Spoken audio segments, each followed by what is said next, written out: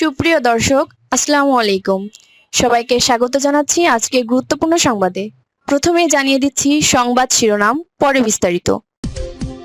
যে তিন ঘটনায় হুড়মুড় করে ভেঙে পড়ছে আওয়ামী লীগ নেতাকর্মীদের মনোবল, ভিতরে ভিতরে চলছে তোলপাড়।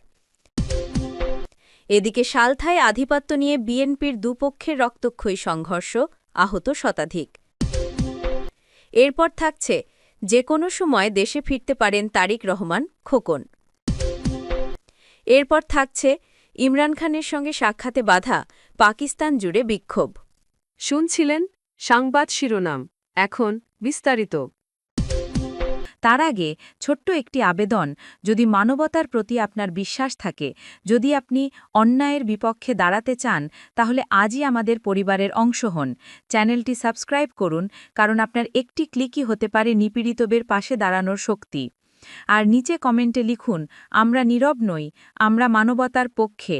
প্রতিটি শব্দ আপনার প্রতিবাদের প্রতিধ্বনি হয়ে পৌঁছাবে গাজার শিশু, সুদানের মায়ের আর মানবতার হৃদয়ে। চলুন বেশি কথা না বাড়িয়ে বিস্তারিত জেনে নিই। যে তিন ঘটনায় হুড়মুড় করে ভেঙে পড়ছে আ লীগ নেতাকর্মীদের মনোবল, ভেতরে ভেতরে চলছে তোলপাড়। বাংলাদেশের রাজনীতিতে যেন একের পর এক ভূমিকম্প। আ লীগ নেতাকর্মীদের মনোবলে নেমে এসেছে বড় ধাক্কা। মাঠ পর্যায়ের নেতা থেকে শুরু করে কেন্দ্রীয় পর্যায়ে সবার মুখেই আজ একটাই প্রশ্ন, দলটা কোথায় যাচ্ছে? দলীয় প্রধান শেখ হাসিনা ও তার পরিবারকে ঘিরে সাম্প্রতিক ঘটনাগুলো আ লীগের ভেতরকার পরিস্থিতিকে এমনভাবে নাড়িয়ে দিচ্ছে, যা আগে খুব কমই দেখা গেছে। এমন পরিস্থিতিতে নেতাকর্মীদের মনোবল ভেঙে পড়ার পেছনে তিনটি বড় ঘটনা এখন সবার আলোচনার কেন্দ্রবিন্দুতে। ১. শেখ হাসিনার মামলার রায়, অপ্রত্যাশিত ধাক্কা, ২. ভোল্টে ৮৩২ ভরি স্বর্ণ, আ লীগের ভেতরে বিস্ফোরণ, ৩. পরিবারের দেশত্যাগ আর নেতাকর্মীদের ত্যায্য জীবন, ক্ষোভ টগবগে। দলীয় প্রধানের বিরুদ্ধে প্লট দুর্নীতির মামলার রায়ে আ লীগ নেতাকর্মীদের বুকের ভরসায় যেন বড় আঘাত হিসেবে নেমে এসেছে। নেতাকর্মীরা বলছেন, সরকারের বিরুদ্ধে আন্দোলনে সক্রিয় থাকার পর থেকেই তাদের জীবনে নেমেছে গ্রেফতার আতঙ্ক। শত শত নেতাকর্মীর নামে চলছে হত্যা, হুমকি, চাঁদাবাজি ও দুর্নীতি মামলা। এসবের মধ্যে দলের শীর্ষ নেতার বিরুদ্ধে রায় তাদের কাছে এক প্রকার মানসিক ভেঙে পড়ার মতো ঘটনা। বিশ্লেষকদের মতে, ক্ষমতায় থাকতে শেখ হাসিনার সবকিছুর ঊর্ধ্বে থাকার মনোভাবই আজ নিজেদের বিপদ ডেকে এনেছে। অনেকে বলছেন, তিনি যদি নিজের ভুল স্বীকার করার সংস্কৃতি রাখতেন, তাহলে হয়তো আজ বিষয়গুলো অন্যভাবে দেখা যেত। বহিষ্কৃত শেখ হাসিনার ও পরিবারের হাজার কোটি ও বাংলায় অসম্পূর্ণ পৃথিবীর জালি মনে হচ্ছে। ভোল্টে ৮৩২ ভরি স্বর্ণ, আ লীগের ভেতরে বিস্ফোরণ। বাংলাদেশের রাজনীতি যেন স্তম্ভিত।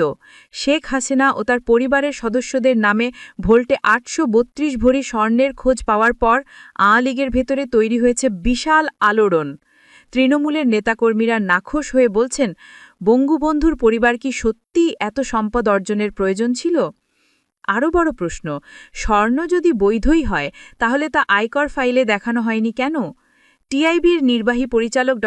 ইফতেখারুজ্জামানের ভাষায়, এটা অবাক হওয়ার কিছু নয়। ক্ষমতার অপব্যবহারের সামগ্রিক চিত্রের ক্ষুদ্র অংশ এটা।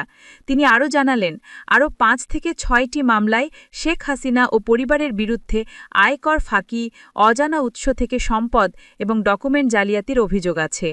নেতাকর্মীরা অনেকে খোলামেলাভাবে বলতে শুরু করেছেন, স্বর্ণকাণ্ড আ লীগের নৈতিক অবস্থানকে ভয়ঙ্করভাবে দুর্বল করেছে।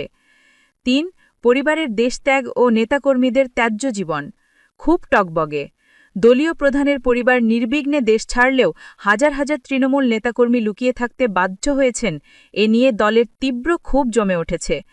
এক নেতার ভাষায়, আমরা পুলিশ, মামলা, গ্রেফতার এড়িয়ে ঝুঁকি নিয়েছি, কিন্তু আমাদেরই ফেলে দেওয়া হলো। আর ওনারা তো নির্ভয়ের মতো বেরিয়ে গেলেন। আ লীগের ভেতরে এখন বড় প্রশ্ন, দর কে চালাবে? ভবিষ্যতে কি নিয়ে রাজনীতি করবে? হাইকমান্ড থেকে কোনো সুস্পষ্ট নির্দেশনা না পাওয়ায় হতাশা আরও গভীর হচ্ছে। একাধিক নেতা যুগান্তরকে বলেন, প্রতিদিন নতুন নতুন কেলেঙ্কারি বের হচ্ছে, আর আমরা বুঝতে পারছি না কোনটা সামাল দেব, কিভাবে দলকে বাঁচাবো, দলের ভবিষ্যৎ কোন দিকে। বিশ্লেষকদের মতে এই 3টি ঘটনা শুধু আওয়ামী লীগের মনোবল নয়, ভবিষ্যৎ রাজনৈতিক কৌশলকেও চরম অনিশ্চয়তার মধ্যে ঠেলে দিয়েছে। দলটি আজ যে সংকটে, এর থেকে বের হওয়ার জন্য প্রয়োজন বড় ধরনের পরিবর্তন, জবাবদিহিতা ও স্বচ্ছতা। কিন্তু পরিস্থিতি দেখে মনে হচ্ছে এই পথে হাঁটার মতো রাজনৈতিক সাহস দলটির এখন আর আছে কিনা সেটাই বড় প্রশ্ন। ফরিদপুরের সালথা এলাকায় আধিপত্য বিস্তার নিয়ে দুই পক্ষের মধ্যে দফায় দফায় সংঘর্ষ হয়েছে। এতে অন্তত ২০টি গ্রামের হাজারো মানুষ অংশ নেয়। এতে উভয় পক্ষের অন্তত শতাধিক ব্যক্তি আহত হয়েছেন। আহতদের বিভিন্ন হাসপাতালে ভর্তি করা হয়েছে। শনিবার সকাল ৬টা বেলা ১৫:১২ পর্যন্ত উপজেলার গোট্টি ইউনিয়নের বালিয়া বাজার এলাকায় ৩টি স্থানে এই ঘটনা ঘটে। এ সময় অন্তত ২০টি বসতবাড়ি ভাঙচুর করা হয়েছে। একই সঙ্গে গবাদি পশুসহ মালামালও লুটপাট করা হয়েছে। এলাকাবাসী সূত্রে জানা যায়, আওয়ামী লীগ সরকারের পতনের পর থেকে উপজেলার গোট্টি ইউনিয়নের আধিপত্য বিস্তার নিয়ে জাহিদ মাতুব্বর ও নুরু মাতুব্বরের সমর্থকদের মধ্যে বিরোধ শুরু হয়। সম্প্রতি এই বিরোধের জেরে উভয় নেতার সমর্থকদের কয়েক দফা সংঘর্ষের ঘটনাও ঘটেছে। জাহিদ ও নুরু মাতুব্বর বিগত সরকারের আমলে আওয়ামী লীগের রাজনীতির সঙ্গে জড়িত ছিল। তবে ছাত্র জনতার তীব্র আন্দোলনের মুখে আওয়ামী সরকারের পতনের পর তারা উভয় নেতাই বিএনপিতে যোগ দিয়ে গোট্টি ইউনিয়নের নিয়ন্ত্রণ নিতে মরিয়া হয়ে ওঠেন। আরও জানা যায়, এরই ধারাবাহিকতায় মাঝে মাঝে এক পক্ষ আরেক পক্ষের সমর্থকের উপর হামলা হামলা চালিয়ে আসছে। এরই জেরে শনিবার সকালে উভয় পক্ষের হাজারো সমর্থক দেশীয় অস্ত্র, ঢাল, কাতরা, ভেলা, টেটা নিয়ে সংঘর্ষে জড়িয়ে পড়ে। এক পর্যায়ে এই সংঘর্ষ বালিয়াবাজার, কাঠিয়ারগোট্টি গ্রাম ও বালিয়াগোট্টি গ্রামে ছড়িয়ে পড়ে। সংঘর্ষে গোট্টি ইউনিয়নের বালিয়াগোট্টি, আড়ুয়াকান্দি, ঝুনাখালী, মেম্বারগোট্টি, ভাবুকদিয়া, সিংহপ্রতাপ, গোট্টি, কানুইর, দিয়াপাড়া, জয়ঝাপ, আগুলদিয়া, মোরহাটসহ অন্তত ২০টি গ্রামের মানুষ অংশ নেন। এ সময় পুরো এলাকা রণক্ষেত্রে পরিণত হয়। আতঙ্কে এলাকার নারী ও শিশুদের নিরাপদ আশ্রয়ের জন্য এদিক ওদিক ছুটাছুটি করতে দেখা যায়। স্থানীয় সূত্রে জানা যায়, সংঘর্ষে উভয় পক্ষের অন্তত শতাধিক ব্যক্তি আহত হয়েছেন। আহতদের মধ্যে অন্তত ৫০ জনকে ফরিদপুর মেডিকেল কলেজ হাসপাতাল সহ বিভিন্ন হাসপাতালে ভর্তি করা হয়েছে। সংঘর্ষ চলাকালীন উভয় পক্ষের অন্তত ২০টি বসতবাড়ি ভাঙচুর ও লুটপাট করা হয়। এই বিষয়ে বক্তব্য নেয়ার জন্য জাহিদ মাতুব্বর ও নুরু মাতুব্বরকে একাধিকবার ফোন করা হলেও তারা ফোন রিসিভ করেননি। সালথা থানার ওসি তদন্ত KM আরুফ হাসান রাসেল বলেন, সকাল থেকে সংঘর্ষ শুরু হয়। দীর্ঘক্ষণ চেষ্টার পর বেলা ১৫:১২টার দিকে সংঘর্ষ নিয়ন্ত্রণে আনা হয়। এলাকার পরিবেশ শান্ত রাখতে অতিরিক্ত পুলিশ মোতায়েন করা হয়েছে। সর্বশেষ, যে কোনো সময় দেশে ফিরতে পারেন তারেক রহমান, বলেছেন দলের যুগ্ম মহাসচিব খায়রুল কবির খোকন।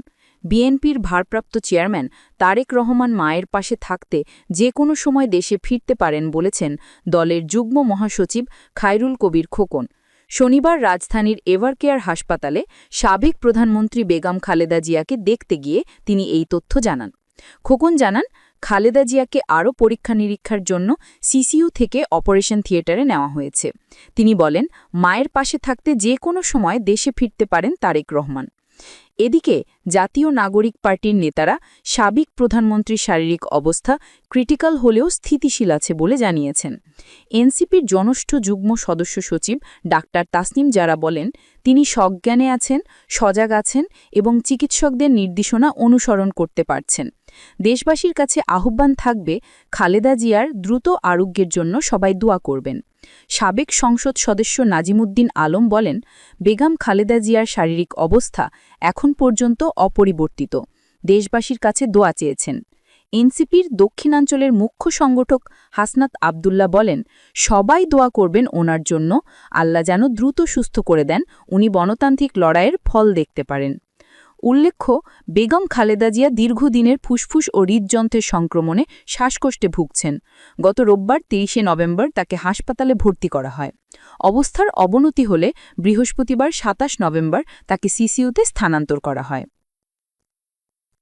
এতক্ষণ সাথে থাকার জন্য ধন্যবাদ।